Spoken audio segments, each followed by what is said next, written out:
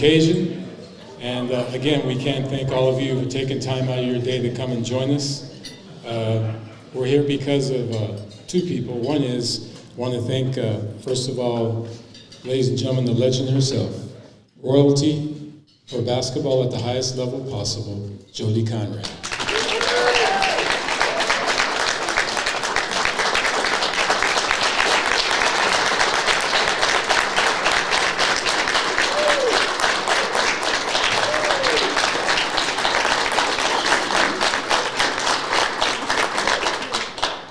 Now, we also like to thank, also here with us today is Rita Swindell. She is the very first African-American athlete, female basketball player to play at the University of Texas. Rita Swindell.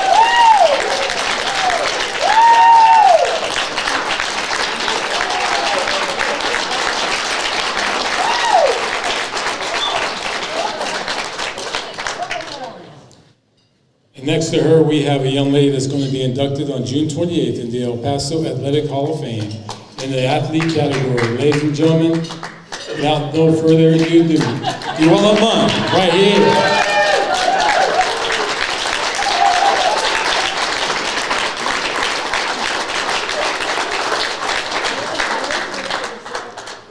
So again, thank you all. UTEP and New Mexico State. UTEP wanted to be here as well as New Mexico State. Conference USA has their meetings all this week in Florida, so they all had to be there. And I don't know if you know the New Mexico State coach for the women's basketball team. She played at the University of Tennessee in 1991 and 95, and she really wanted to be here for Ms. Conrad as well. But again, we want to thank them for the opportunity to be able to say at least they wanted to be here. We want to thank the Marriott for their support as well. Thank to the superintendent and all other people that made this possible. Thank you to Mr. Cervantes from El Paso Independent School District, along with Martin Segovia from YSD, Romelia Deanda from SISD, along with Rolara Deanda from Fabian School District, and of course the many UTEP X's, UT X's, and of course Barry Coburn's here, a proud alumni of the University of Texas. Thank you, Barry. Bo Bagley from the El Paso Sports Commission. Thank you, my friend, for coming here as well. And ladies and gentlemen, every year the El Paso Athletic Hall of Fame inducts a new class, and we'd like to thank the previous inductees. Burgess High School's greatest coach ever as far as women's volleyball, Miss Jane McCutcheon. Next to her, an amazing coach at Franklin High School, the best they've ever had. Ladies and gentlemen, Miss Flo Valdez.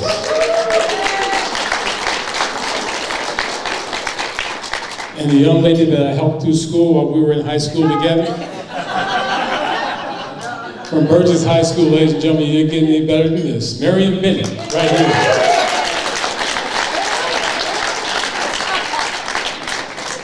Executive Director of the Sun Bowl Association, an amazing individual, Mr. Bernie Olivas in the Hall of Fame. Retired 2 years ago from EPAHOF as Athletic Director, Maria Kennedy. Welcome to the Hall of Fame. Steve Kaplowitz from, there he is, ESPN 600. Thank you, Steve. Anthony Carter, just honored at City Council last week. Anthony Carter from Hanks High School in the Hall of Fame. Thank you, Mr. Carter.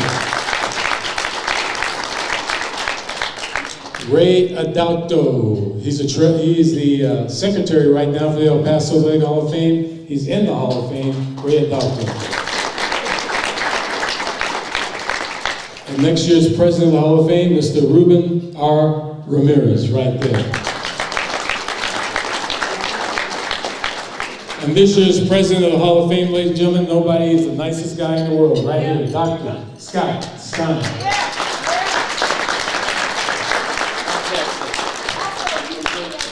And he is also, do you know that Dr. Stein has season tickets to the football team for UT?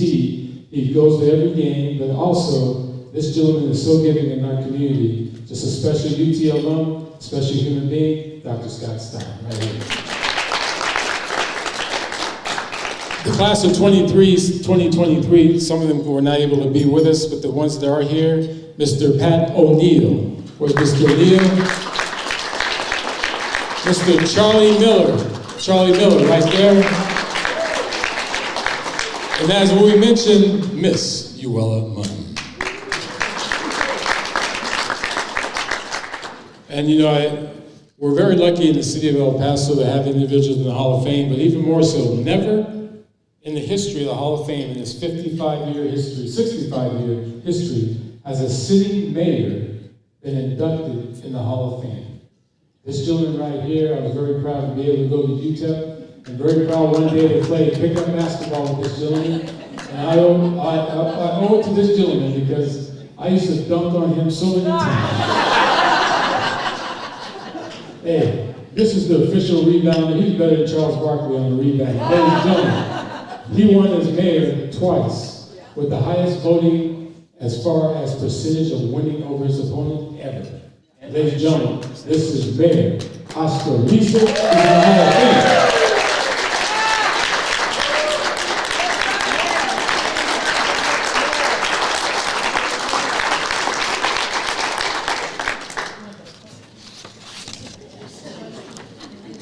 So at this time, ladies and gentlemen, we'd like to bring up a young lady, Miss Swindell, to say a few words. I want to make sure that you understand, when you see Miss Swindell come up here and speak to you, who she really is.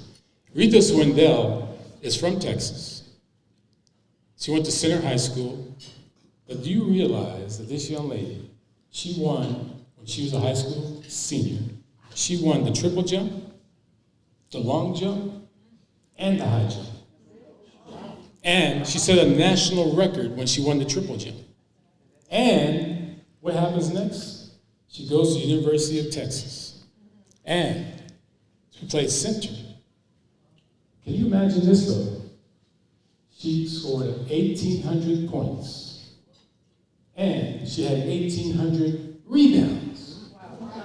Phenomenal. Ladies and gentlemen, it doesn't get any better than this. Let us meet and let's greet Rita Swindell.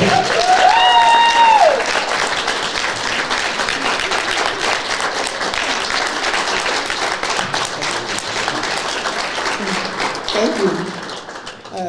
That was quite the introduction. Most of it was true.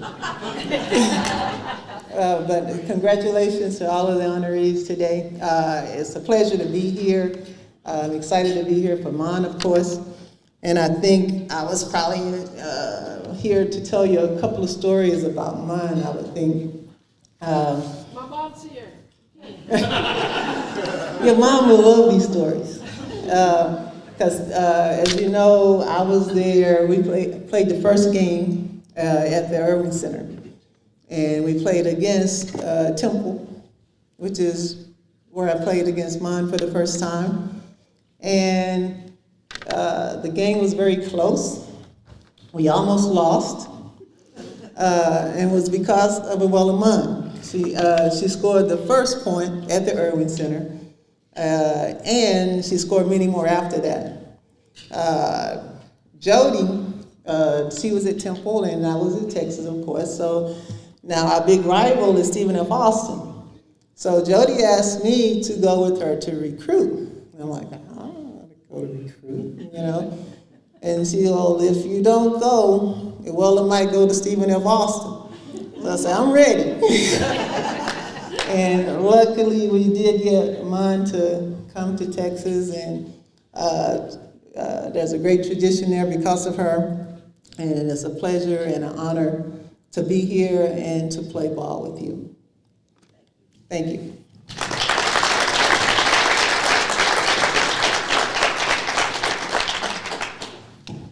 And ladies and gentlemen, also thank you, Rita. Great job, and always thank you, and you'll always be in El Paso. Rick Hernandez, we like to say he's our class of 2023 just came in. Mr. Rick Hernandez, Hall of Famer. Let's have a nice round of applause for him.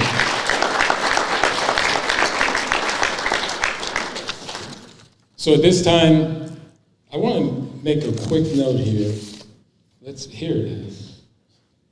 Ladies and gentlemen, UTEP has probably had, I don't know, thousands of coaches. I was lucky to be the head coach of the women's basketball team in 1978. 1979. And I did not do those girls justice because they deserve better. But that's all right.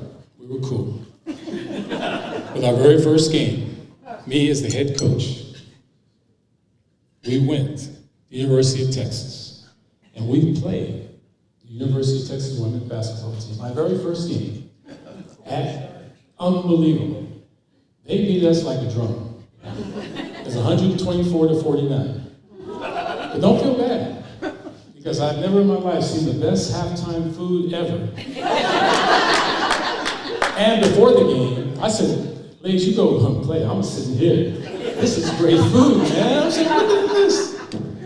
But this is the program from that 1978-79 team. And what's even more special, at that time they called us the Minorettes.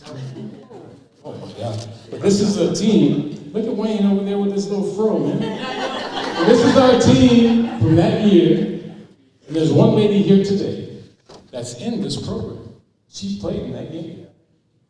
Outstanding coach at Eastwood for many years, an unbelievable player at Clinton High School. Andy Vargas, come up here, please, real quick.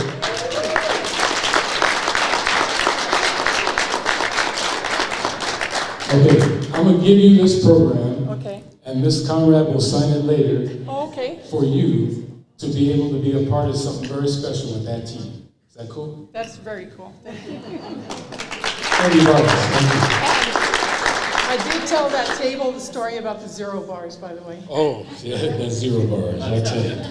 Anyhow, anytime the opposing team was introduced, I had our girls give each one of them a 0 bar, because that was how many points they were going to score against us. Of course, that didn't work very well against UT. But ladies and gentlemen, there's a second year at the University of Texas when Ms. Conrad, we played against each other.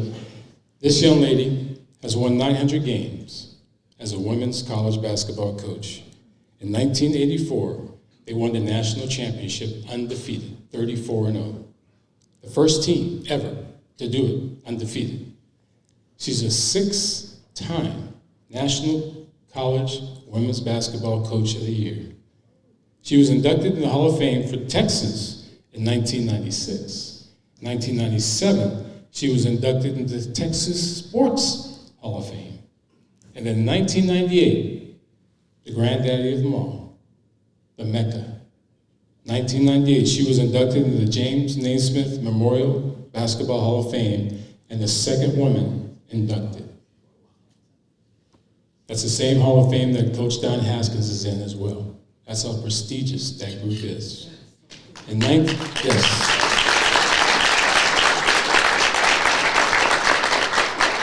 in 1999, the Women's Basketball Hall of Fame was created, and she was the very first induction class in 1999. You know, Ms. Conrad has a statue on her campus at UT. The gentleman that did that statue for Ms. Conrad is the same individual that will be doing the statue for Don Haskins at the Don Haskins Center. Isn't that special? It's pretty cool, isn't it? Yeah. So, ladies and gentlemen, you know, we talk about greatness, we talk about championships, we talk about class. You can say all that and talk about Jody Conradt. But when I saw her come down those steps at the airport today, that is basketball royalty at its best. I give to you, Jody Conradt.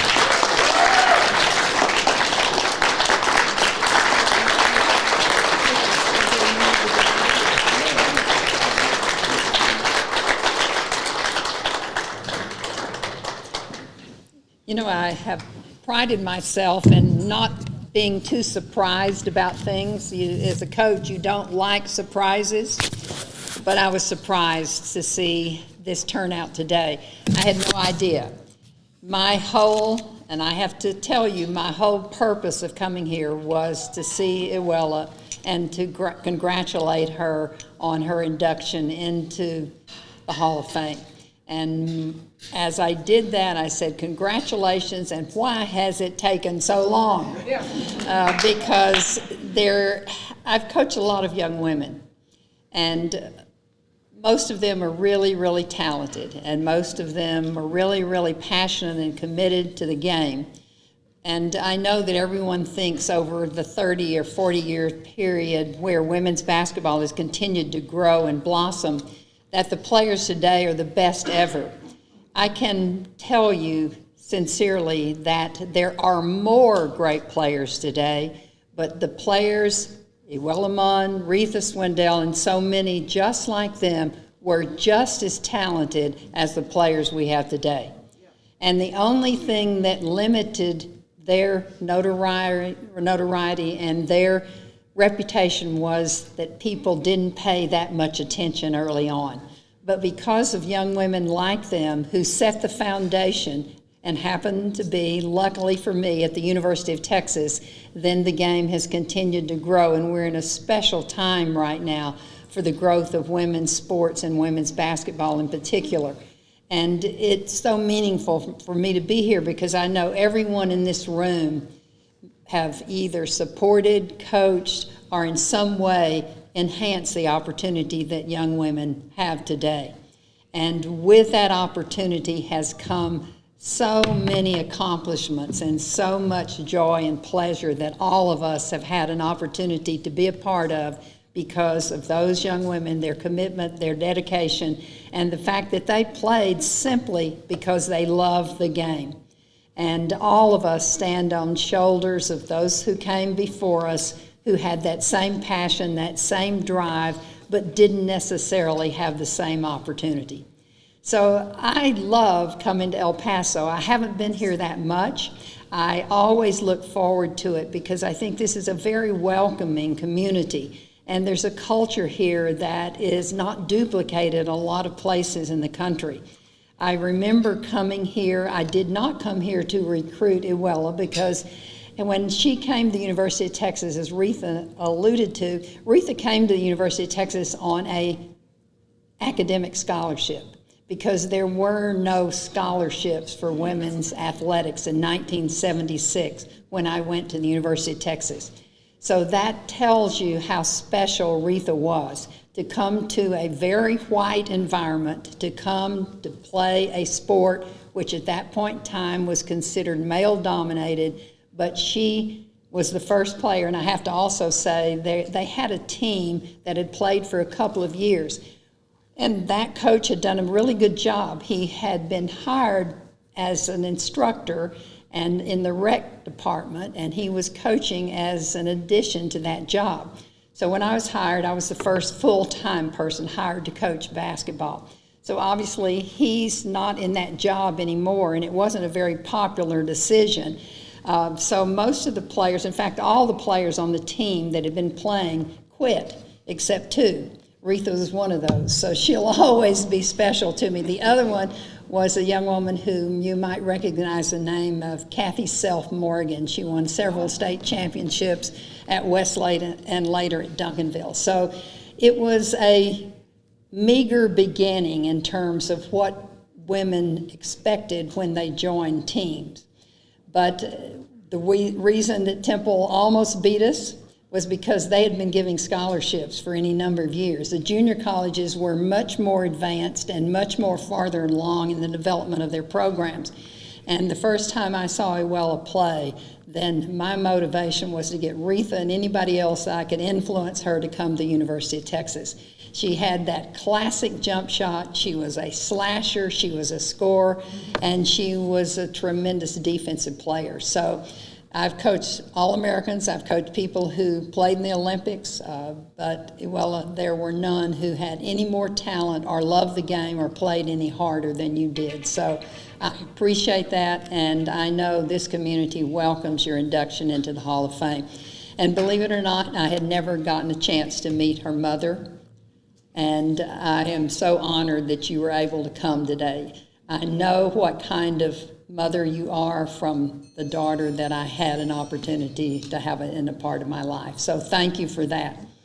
My last trip to El Paso, I think, was to do a clinic with Lionel Richardson. He did a clinic here every year to honor his daughter, and I came out here and was a part of a group of coaches that did that. He gave me the worst pair of boots they had such pointy toes that I could barely stand to put them on. But I still have those boots in recognition of how appreciative I was of what Nolan did, what he meant to the sport. And all of us really look at pride with what happened at UTEP, the first all-black team to win a national championship. When we played in Lexington, Kentucky, as we went there to win the national championship, we played the first game there, and in that arena, I told the team the story of the UTEP team, because it was in that arena, the Rupp Arena in Lexington, Kentucky, where that championship was won. And if you know anything about today's young people, and even then, they don't necessarily know what happened. If it wasn't in the last 10 minutes and it wasn't about them, they're not always aware.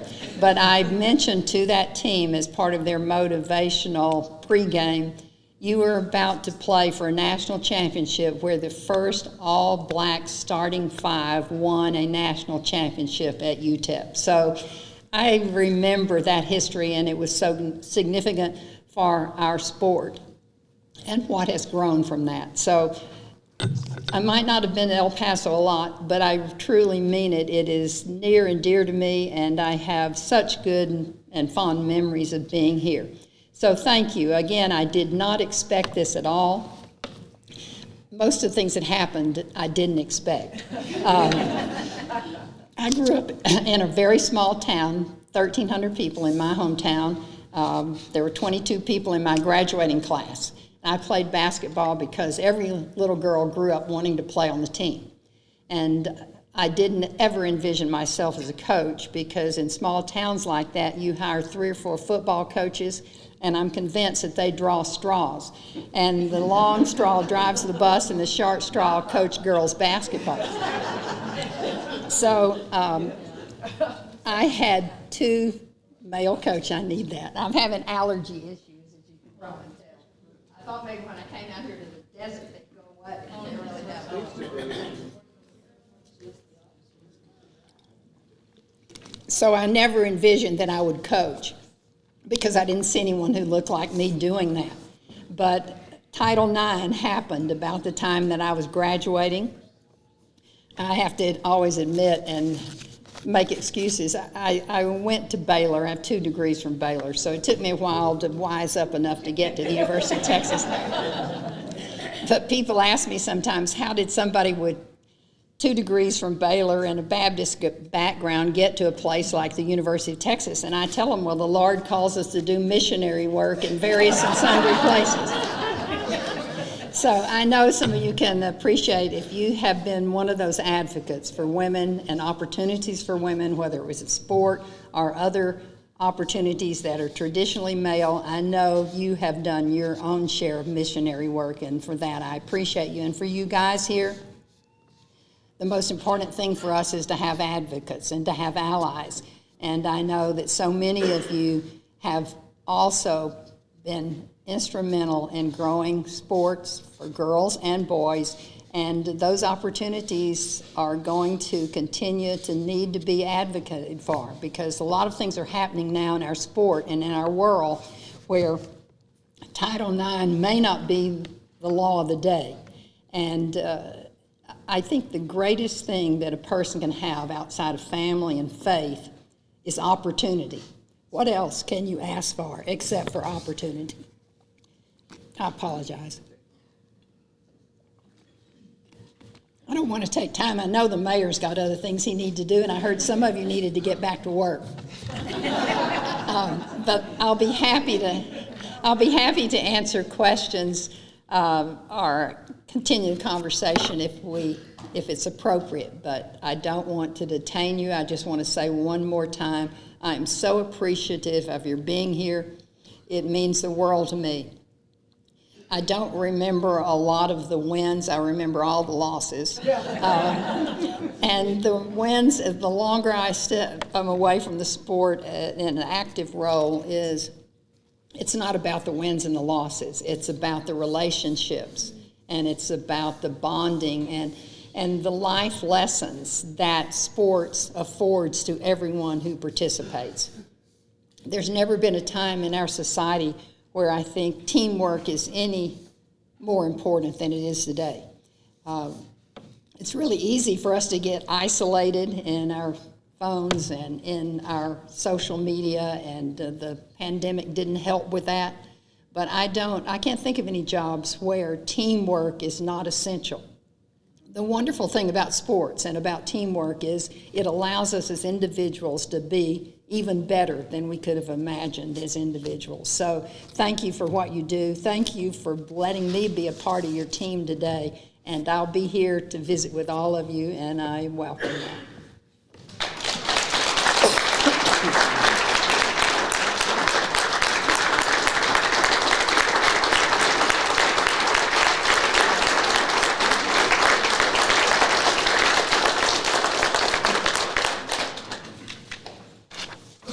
And now at this time, we'd like to, 25 years ago, we had this poster down with the 6 greatest high school girls basketball players at that particular time, which Evwella was in here. And then I know Ms. Conrad mentioned about Title IX, 1972, and we had a women's basketball team at UTEP that played in 1973-74 and 74-75. And speaking of Hall of Fames, those 3 ladies are here today, 3 of them. Kathy Dickinson, Shirley Acosta, and Sylvia Montano.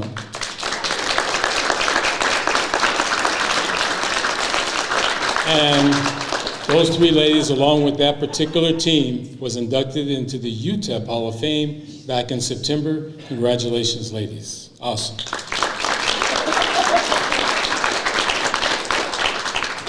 Now we bring up a young lady named Evwella Munn. Evwella scored the most points in one basketball game ever in the history of El Paso, for male or female, 79 points. She averaged 40 points a game in high school. She was a junior college All-American at Temple Junior College. She played at the University of Texas for, of course, Coach Conrad.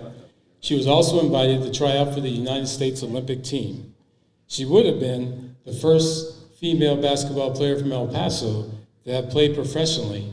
She was drafted in the Women's Pro League back in the 80s, but the league folded before it got started.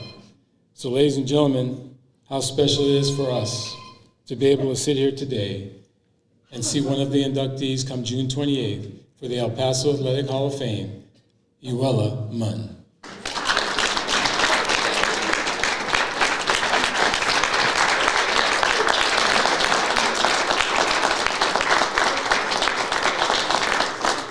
Thank you, El Paso. Thank God that this is possible. Thank God that my mom and my sister got to meet Coach Conrad. When she actually told me that she asked, why don't I come out there and have lunch with you? I thought she was kidding because of her schedule. So I'm so grateful that she and Retha came. Thank y'all for your support. What else can I say? It was a fun game. I love to play it. I want to give a shout out to my college teammate, along with Retha, Hattie Browning. She helped make me who I am today because she and I went against each other, and Coach was right there on us and stuff. So I don't know what else to say. I'm grateful. Thank you for coming out. I told her that she has love for her in El Paso. I don't know if she believed it, but thank you for coming out to show the hospitality. I'm just grateful for everything. Thank you all.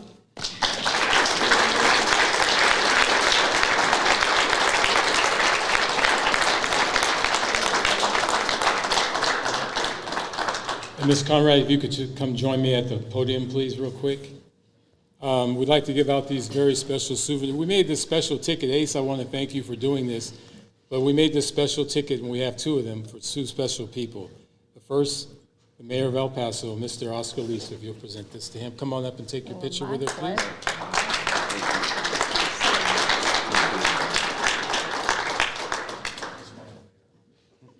And if you'll both stand there, and the next one, Dr. Scott Stein, our president for the El Paso Athletic Hall of Fame.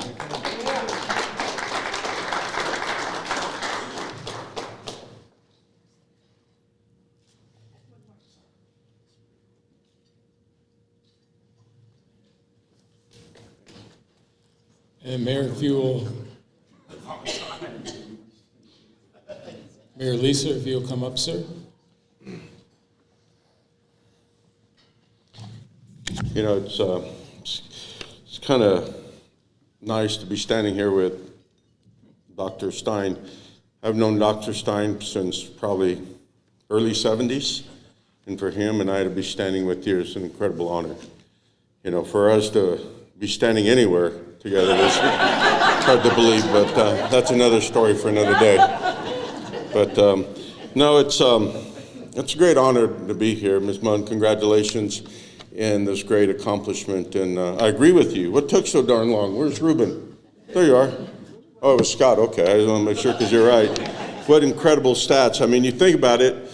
They said you scored 79 points in one game. How many three-point shots did you make that game? 0, because there was no three-point shots then. That's incredible to see that you would score that many points in without the three-point line. I know that in one game, I had about 79 fouls, so that's really incredible accomplishment. But, you know, to see the coaches and your friends and the people that are here is incredible. And I know a lot of y'all, and I admire and respect quite a few of y'all that are here because, coaches, you're talking about, you mold the mind, the soul. You mold a lot of young women to become who they are today. And I always said that, because I coached the Little League for many years, and I always said that there's a lot of talent around, but if you get a bad coach, that talent never has the opportunity to succeed. That talent never has the opportunity to be who they could be. So congratulations on your incredible accomplishments to make these women play their best, give you all, and then become who they are afterwards, because that's so important. And all of y'all here, I mean, I know so many of y'all have done that, and I know there's so many coaches that have not been able to do that. And I got to meet Coach Carter yesterday in 30 years retirement, and I know it's not about you today, Coach Carter, but it's about you every day because you've done the same thing, and everyone's done the same thing to create and mold the minds of so many young men and women in our community. And I say this every day when I get to see someone come in the council and say the pledge, or I get to meet them, that the future of our country is the youth. And without great leaders, that youth never has that great opportunity. So congratulations on creating such incredible women that live in our community, but also live all across the country. And I think we owe you a happy birthday though, May 13th. So I think we ought to sing her happy birthday.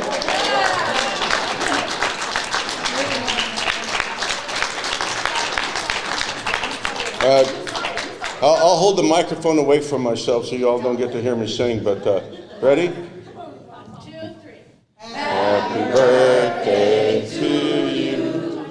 Happy birthday to you. Happy birthday, dear Jody. Happy birthday to you. Yeah.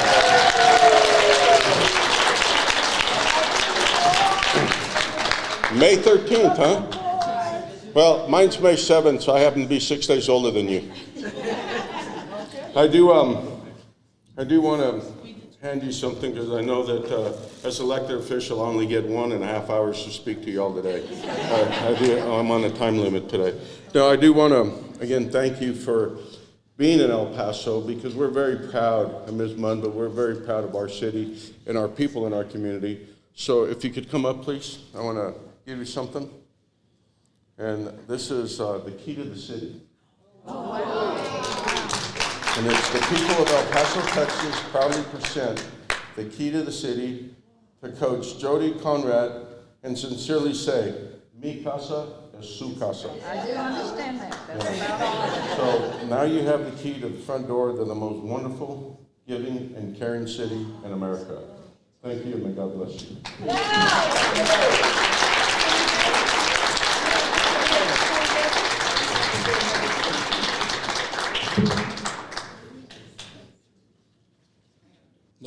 Jefferson, Andy Stoglin, they all signed off on this particular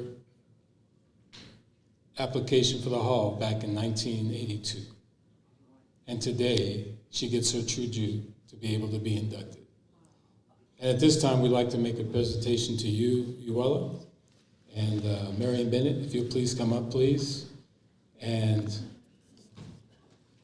special for what you've been able to do in your life, obviously, but Marion was the one that nominated you, and Marion was the one that got you something special just from her to be able to give to you. I don't know what's in there, maybe a rabbit or something. But anyhow, go ahead, Marion. You didn't tell her. Thank you. I'm not really supposed to speak today because I talk too much anyway, but, and they know it. But, Evwella, it was an honor to be able to give your stats, talk about you, to have you be inducted into the Hall of Fame. I know it's been 42 years, should have been already done.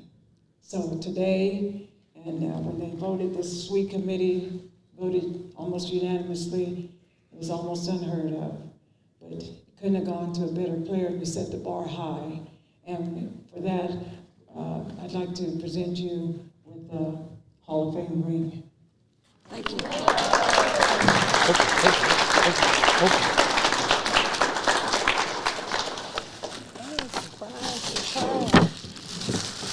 I didn't know the rest of you were going to be here. I would have brought yours. And you can do anything you do. Oh, cool.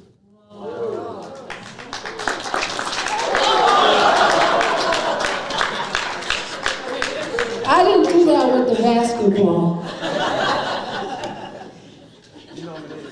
Make sure it fits, Coach. Thank you to Marion, and thank you to Wayne, the committee, everyone who voted for me. Thank you. What can I say? Thank you. My mom's able to witness this. My sister's able to witness this. 42 years, I'll take it.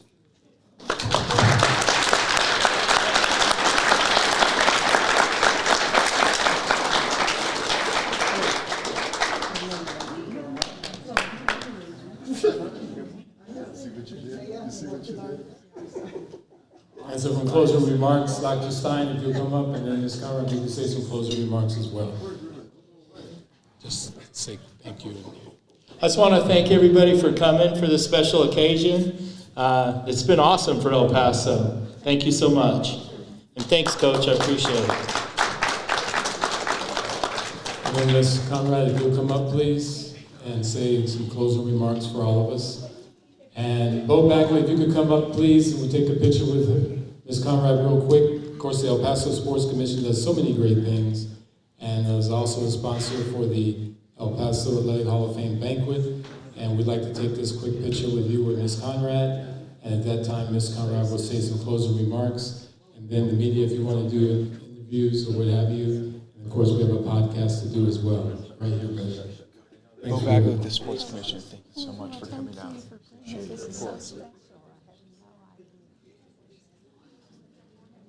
Thank you. I didn't know I was speaking at all. Now I got to talk twice, right?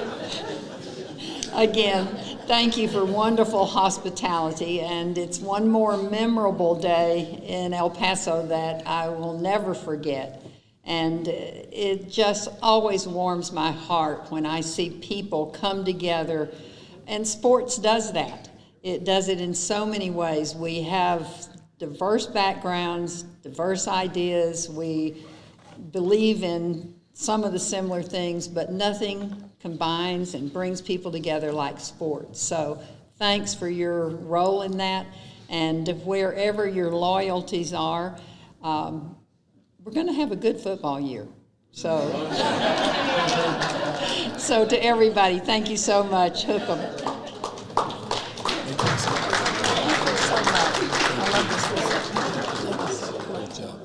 Thank you all very much. Appreciate you. God bless you. And make sure tonight, on behalf of Ms. Conradt being in El Paso, Texas, I want you to go tonight. I want you to look up in the sky. And you won't see any stars. You know why? Because all the stars are right here. God bless. Thank you. Good night.